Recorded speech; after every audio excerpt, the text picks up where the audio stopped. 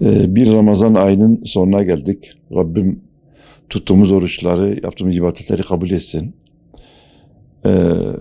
Esnaflar olarak kaliteye dikkat etmemiz lazım. Kaliteden ödün vermememiz lazım.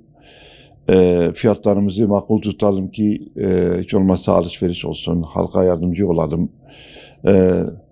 Esnaflarımıza çağrımızdır.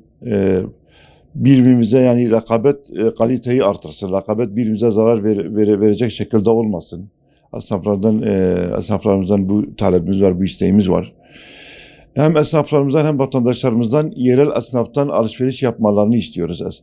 Yerel esnaflarımızı kalkındıralım, güçlendirelim, onlardan alışveriş yapalım. Yerel esnafımız güçlense tüm şehrimiz güçlenir, Batmanımız güçlenir. Alışveriş yaparken israfa kaçmamaya dikkat edelim. Olarak yani birbirimize yardımcı olalım. İsraftan kaçalım, kalitesizlikten kaçalım.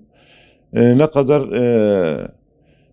dikkat edersek, yerel esnaftan alışveriş yapmaya dikkat edersek o kadar faydamıza olur. Ramazan geliyor, Ramazan bayramı geliyor. Şimdiden tüm esnaflarımızın, halkımızın bayramı mübarek olsun. Bayramlar kardeşliğin pekişmesine vesile olsun. Vesile olması için gayret edelim inşallah. Kimsesizleri unutmayalım, kimsesizlere ziyaret edelim, onları soralım. Gazze bu durumdayken Gazze'mizi de unutmayalım. Onlara gereken desteği verelim, dua edelim inşallah.